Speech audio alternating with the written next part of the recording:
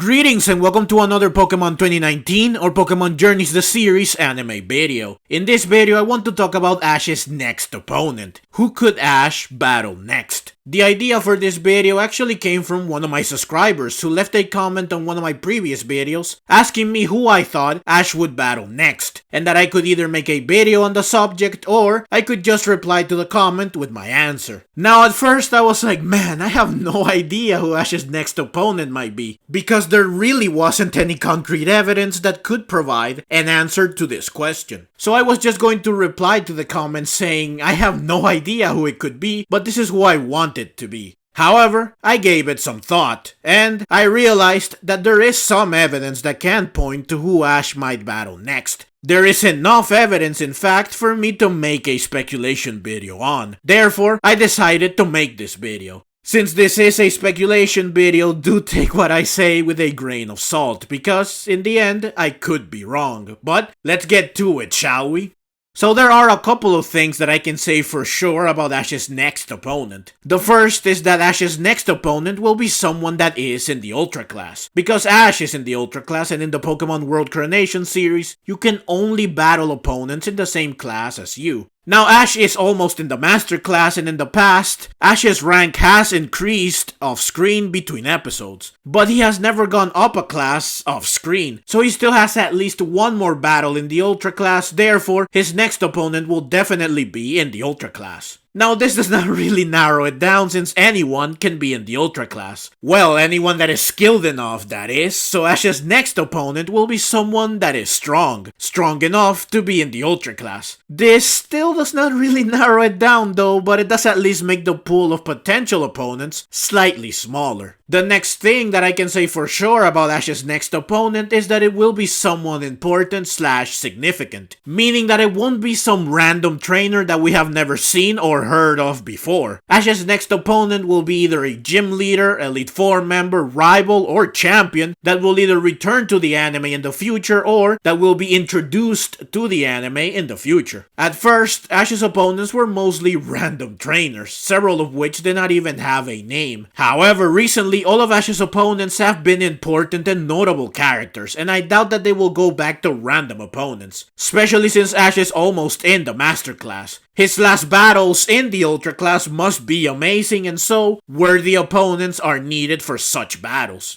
Now, knowing that Ash's next opponent will be someone important / significant still does not narrow it down enough. But this next point definitely will. I said in my review of episode 85 that Ash got his C ring back so that he could use a C move against Volkner, and then he went on to C Karina so that he could get a Mega Glove, a Keystone, and a Lucario Knight so that Lucario can Mega Evolve. And then Ash used Mega Evolution against Bea. It makes sense that Ash would resort to using such powerful techniques / transformations in the Ultra class, which is where the Pokemon World Coronation Series truly becomes a serious competition. And so Ash decided to use everything at his disposal so that he can get an advantage. I said that I could see him using Dynamax / Gigantamax for his next battle, which would complete the trifecta of ultimate techniques / transformations, especially considering that Ash has not used his Dynamax band since his battle against Leon back in episode 13 of Pokemon Journeys. I still think that this will happen, and I realized while brainstorming for this video that this means that Ash's next opponent will be someone from the Galar region. Someone that can use Dynamax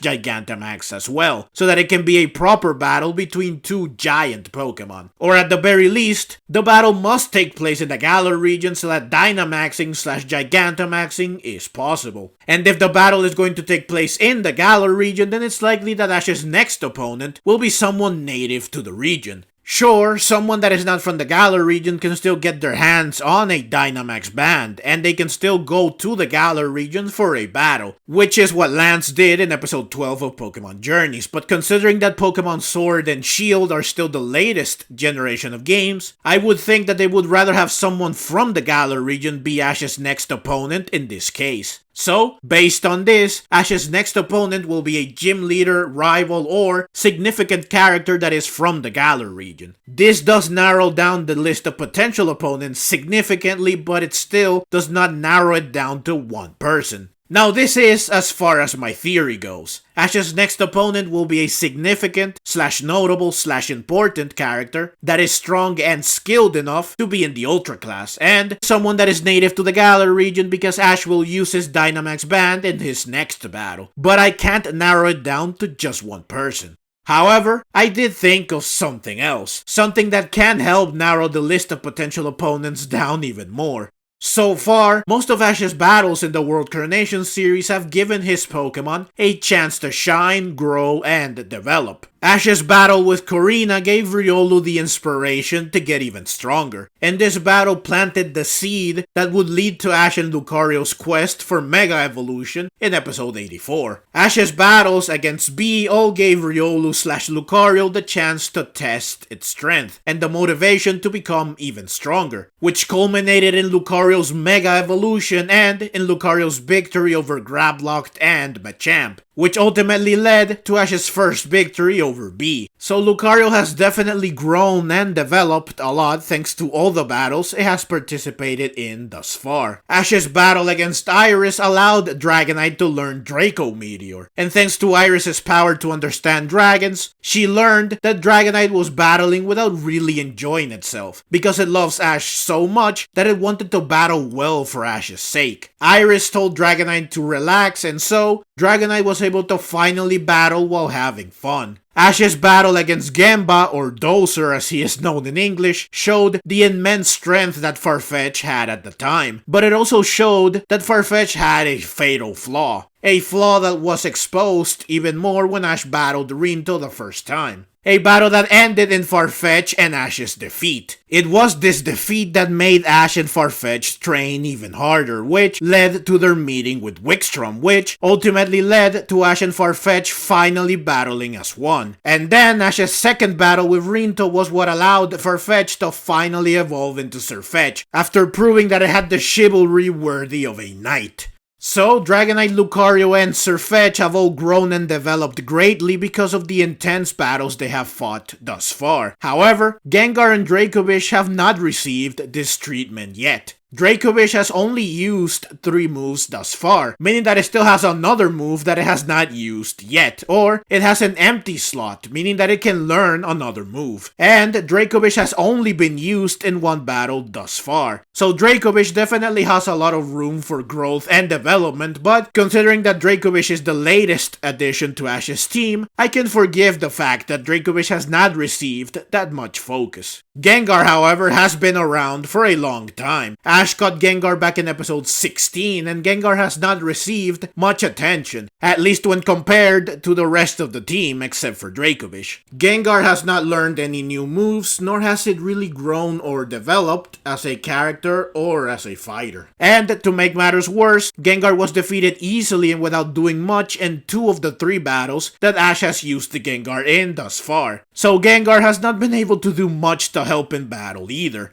Therefore, I think that Ash's next battle should be one that gives Gengar or Dracovish a chance to shine, a chance to grow and develop. Dragonite, Lucario, and Sirfetch all had their big moments battling against opponents of the same type as them. So Ash's next opponent should be either a Ghost-type specialist or a Dragon-type specialist, depending on who takes the spotlight between Gengar and Dracovish. I think that Gengar deserves the spotlight more since it has been around longer than Dracovish and Gengar has tasted defeat more times than Dracovish. Therefore, Ash's next opponent should be a Ghost-type specialist. Now, if I combine everything that I have discussed so far, then Ash's next opponent will be a significant / notable / important character that is strong and skilled enough to be in the Ultra class, and a character that is a Ghost-type specialist, which means that it will be someone like Agatha, Fantina, Morty, or Acerola. It's worth noting that all 4 of these characters do have a Gengar, and Fantina would be a great choice considering that Sinnoh and Generation 4 are currently on vogue. due to the recent release of the Diamond and Pearl remakes. Then I thought, wait, Gengar can Mega Evolve, and it can also Gigantamax, which are two things that Ash has access to. So why not give Gengar one of the two transformations, which would give Gengar the power boost it needs to finally overcome defeat. And attaining one of these two transformations would also give Gengar the chance to shine, grow, and develop. This would be perfect, and considering that Lucario got Mega Evolution, Gengar should get Gigantamax instead, just to change things up. Which brings me to the last part of the puzzle, which I discussed earlier in the video, but I did not bring it up again when I added the specification that Ash's next opponent will be a Ghost-type specialist, because I had to talk about Gengar and Gigantamaxing first, since this makes the last piece of the puzzle fit even better. So, once again, the last piece of the puzzle is that Ash's next opponent will be someone native to the Galar region, because Ash will use his Dynamax Band in his next battle. Ash will use his Dynamax Band to Gigantamax Gengar in his next battle. Now, the Galar region happens to have a Ghost-type specialist, and said Ghost-type specialist is none other than the gym leader Alistair. So could Alistair be Ash's next opponent? Well, he certainly meets all the criteria, so it's very much possible, and it's interesting that in the games, he does have a Gengar that can Gigantamax. So assuming that he has one in the anime as well, he could help Ash's Gengar with Gigantamaxing. However, in the games, Alistair is the gym leader of Stow-on-Side in Pokemon Shield, while Bea is the gym leader of Stow-on-Side in Pokemon Sword. And the anime already showed that Bea is the gym leader of Stow-on-Side, so maybe there is no room for Alistair in the anime, though both Bea and Alistair did appear in Pokemon Twilight Wings, so who knows, maybe they can both appear in the anime as well. If Ash's next opponent is not Alistair, then it will probably be another Ghost-type specialist like the ones I mentioned before, who just happened to be in the Galar region for some reason. Now, it's funny that I thought of all of this before episodes 91 and 92 were added to Bulbapedia's list of Pokemon Journeys episodes, alongside their titles. The title for episode 91 is The Ghost Train Departs, which confirms that there will be a focus on Ghost-type Pokemon, just like I thought. And the title of episode 92 is Gengar Does Its Best, The Road to Gigantamax, which confirms that Ash's Gengar will indeed Gigantamax in the future. When I saw these two episodes and their titles, I was like, well, I guess I really was onto something, huh? I was honestly in disbelief because my predictions were so spot on, but at the same time, I was kind of disappointed that I could not make this video sooner, because now it won't seem like I am such a prophet that was able to see all of this coming. But believe me when I say that I thought of everything I discussed in this video before episodes 91 and 92 were revealed.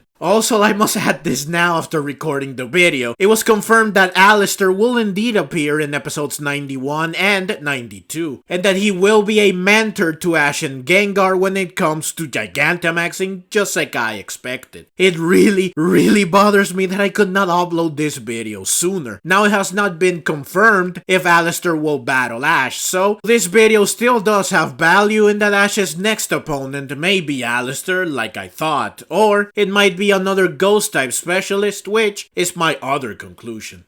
Finally, I also want to bring up this segment, which was shown at the end of episode 65, which is the episode in which Ash battled Iris. This shows who Ash's next opponents will be. Volkner and Bea are at the front, and they are the only ones that you can clearly identify. Ash battled Volkner after Iris, and he battled Bea after Volkner, so it stands to reason that he will battle one of the other three next. But again, it is difficult to say who these three might be, since these silhouettes are not very clear, and it's possible that they are not even supposed to represent anyone. They could just be placeholders for now. Now, the one farthest back, the one that is in the middle, did remind me of Bruno due to the hairstyle and the muscles. Bruno would be a fitting opponent, considering that Ash battled Bea, another fighting type specialist, 3 times, and all these battles took place in locations that focus on fighting type Pokemon. Ash also battled Karina, who is another fighting type specialist, and he battled Gemba / Dozer and Rinto, who used fighting type Pokemon as well. Ash also has 2 fighting type Pokemon in his party, so Bruno would be a fitting continuation of this fighting type streak that Pokemon Journeys is on. However, I now think that this silhouette could also be Lieutenant Surge, who has a similar hairstyle and physique. Lieutenant Surge was mentioned in episode 18 of Pokemon Journeys, and Ash battled Biscus, who is the substitute gym leader of Lieutenant Surge's Vermilion Gym, since Lieutenant Surge is currently on a journey to become stronger. So I could see Lieutenant Surge returning in the future to battle Ash. Now, both Bruno and Lieutenant Surge would overlap with Bea and Volkner respectively, since they specialize in the same type of Pokemon, which does make me doubt my 2 guesses as to who this middle silhouette might be. Now, the silhouette of the lady in the middle did make me think of Sabrina when I first saw this segment, because of the hairstyle. At first, I thought, well, it could be her, but maybe it isn't, especially since this silhouette has a Pokemon next to it, which does not look like a Kadabra or an Alakazam, and I don't really know what Pokemon it could be, which could provide a hint of who this trainer is. Though this Pokemon does look like an Abra, which is a Pokemon that has a connection to Sabrina since she did have an Abra initially. But again, I am not sure what Pokemon this is, and so I was unsure of whether or not this could really be Sabrina. However, I now think that Sabrina would be a great opponent for Ash to face next if Gengar is to have the spotlight, since Ash did go to Lavender Town to find a ghost-type Pokemon that could help him beat Sabrina, and Ash met the Haunter that he never caught, who did help Ash overcome Sabrina. So it would be fitting if Ash faces Sabrina again, this time with a ghost-type Pokemon that he actually owns, a ghost-type Pokemon that happens to be the evolved form of the ghost-type Pokemon that he used against Sabrina back then. Haunter stayed with Sabrina too, so it could be a Gengar by now. A meeting and a battle between both Gengar would be very, very cool. As for the third silhouette that is to the left and behind Volkner, I honestly have no idea who it could be. The hairstyle does remind me of Norman, but that's about it. Now, I did not use this image to come up with my earlier theories, and if anything, this image puts some holes in my previous theories, assuming that these silhouettes are not placeholders, of course. But since this image does depict Ash's next opponents, I would be remiss not to talk about it in this video. But yeah, that's everything I have for you in this video. In the end, I was able to narrow down the list of potential opponents down to just Alistair or to a ghost-type specialist that is a significant / notable character. This is again excluding the silhouettes shown at the end of episode 65. In any case, we probably won't have to wait too long to find out who Ash's next opponent will be. What I can say for sure is that Ash's Gengar will Gigantamax, which is very, very exciting. I really hate how Gengar has been treated thus far, and I am glad that Gengar will finally get the treatment it deserves, and hopefully Gengar will get the chance to really shine in the future. But that's the video. As always, leave your own thoughts down in the comments below. I hope you enjoyed the video. If you did and would like to see more like it, then please consider subscribing to my channel. I love Pokemon and I love making videos on both the anime and the games. Also, please consider clicking the links on screen so that you can check out more videos like this right away. Thank you very much for watching, and let's meet again in the next video.